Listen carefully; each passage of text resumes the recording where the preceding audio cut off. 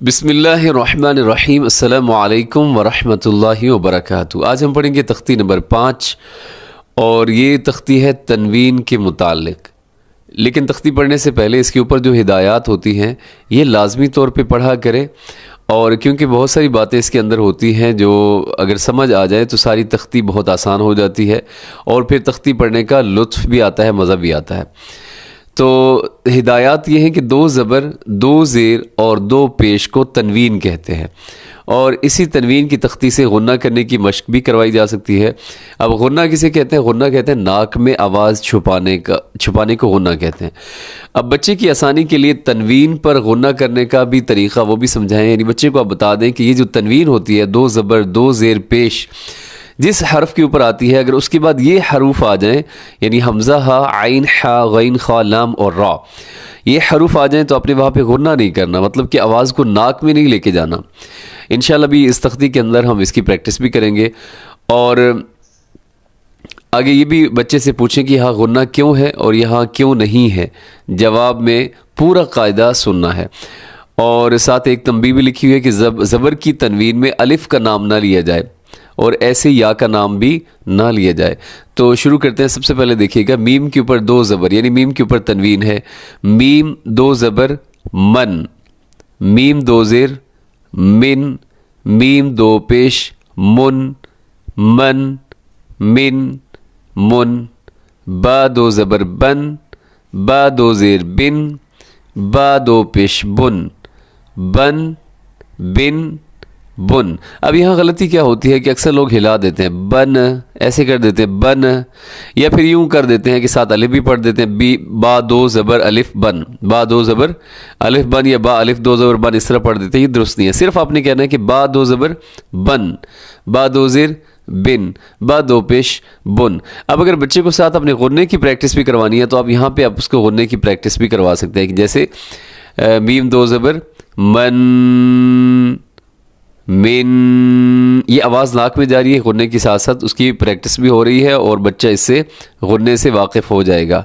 Meme 2 पेश मुन, इस तरह आगे बन, बिन, बुन। वाव 2 ज़बर वन, वाव 2 ज़बर वन के साथ अलिफ लिखी हुई है, लेकिन अलिफ आपने नहीं पढ़नी है, इसके हिज्जे करते हुए वन, विन, वुन, फन, फिन, फुन।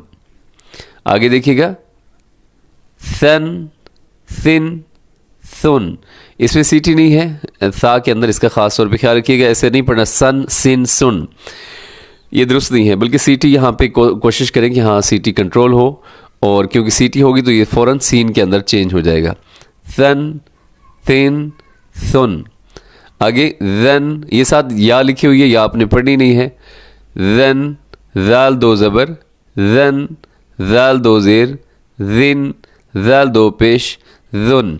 अब इन सब में आप प्रैक्टिस करवा सकते हैं बच्चे को, गुन्ने की प्रैक्टिस यहाँ पे करवा सकते हैं, जैसे सन, सिन, और इस तरह यहाँ भी देखिएगा ज़न, ज़िन, ज़ुन।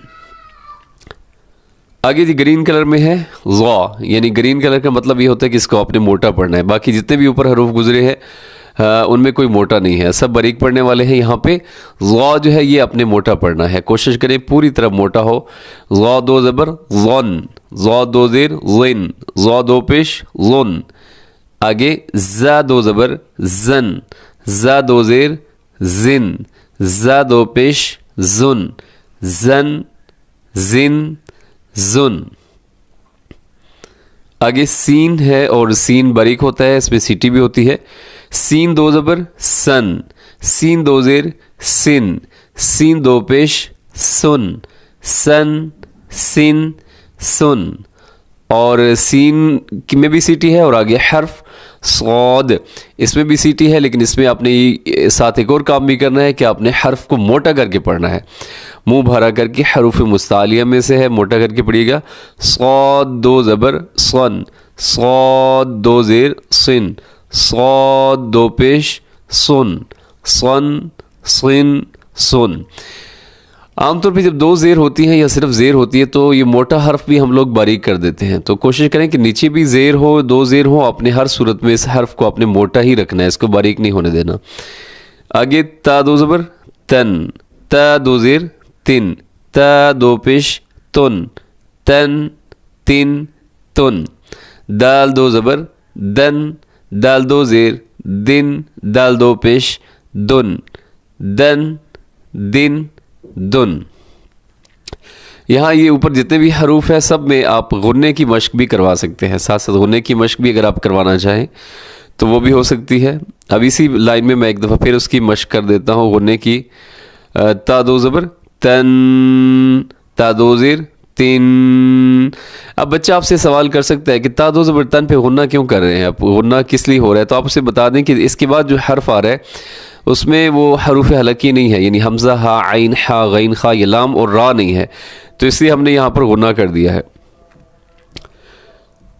तन तिन, अब तिन पे भी गुन्ना इसलिए है कि तनवीन है और तनवीन के बाद हरूफ हलकी नहीं है और लाम और रा भी नहीं है। और आगे दाल दो ज़बर दन में भी इसी तरह सूरत हाल है कि यहाँ भी गुन्ना करेंगे क्योंकि आगे दाल है और वो भी हरूफ हलकी में से नहीं है। आगे चलिए जी, लाइन देखिएगा, इसमें ग्रीन कलर में है क़ा दो ज़बर क़न, क़ा दो ज़ेर क़िन, क़ा दो पेश क़ुन, क़न क़िन क़ुन।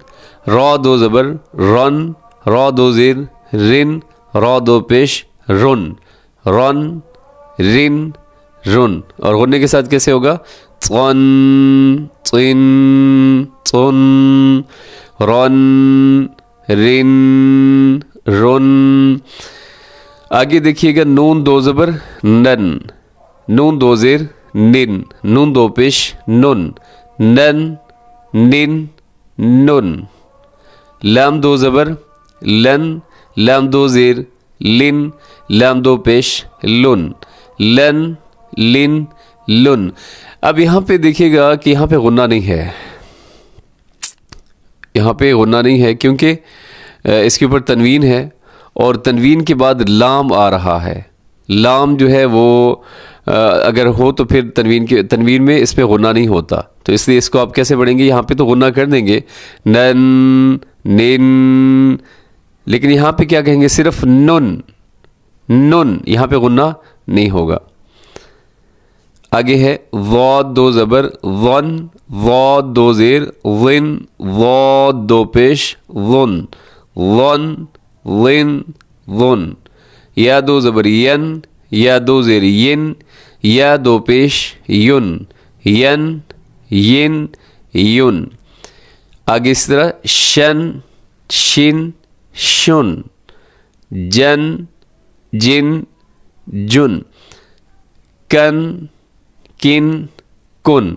आप इस तख्ती के इस हिस्से तक जब आप पहुँचें तो आप कोशिश करें कि फिर आप हिज्जे करना छोड़ दें, यानी फिर बच्चे से कहें कि आप सिर्फ जो ऊपर हरकत हैं, जो नीचे हरकत हैं, उनको देखकर वो डायरेक्ट जो साउंड है वो बच्चा मुंह से निकाले। यानी ऐसा ना कहे बेशक काफ दो ज़बर कन या काफ दो ज़ेर, बस उसे आप ये कहें कि इसके नीचे दो ज़ेर हैं तो क्या साउंड आएगी, तो बच्चा खुद से कह दे किन। अच्छा जी, ऊपर दो पेश हों तो कौन सी साउंड है? कुन। यानी डायरेक्ट उसको आप अगली स्टेज पर ले जाएं कि वो हर्फ की हरकत को देखकर बग़ैर हिज्जे के उस हर्फ को अदा कर सके। क़ाफ दो ज़बर क़न, क़ाफ दो ज़ेर क़िन और क़ाफ दो पेश क़ुन, क़न क़िन क़ुन। खन खिन खुन, गन गिन गुन, हन हिन हुन। इसे हन हिन हुन पढ़ना दुरुस्त नहीं है, हन थोड़ी सी कोशिश है, हन हिन हुन, अन आइन उन। और आइन पे भी थोड़ी सी प्रैक्टिस ज़्यादा करवानी है बच्चे से ताकि इसका आइन जो है वो ठीक हो जाए। हन हिन हुन, ये बहुत इजी है, इस पर ज़्यादा मुश्किल नहीं आती। आखिरी है अन अन इन उन। तो आप इस तरीके से आप बच्चे को ये तख्ती पढ़ा सकते हैं और तनवीन के बारे में बच्चा ताकि इस तख्ती में मुकम्मल तौर पर जो है वो उसे आगाही हासिल हो जाए। अल्लाह रब्बुल इज़्ज़त हमें सही तरीक़े से कुरान पाक पढ़ने की तौफ़ीक़ अता फ़रमाए। अस्सलामु अलैकुम व रहमतुल्लाहि व बरकातुहू।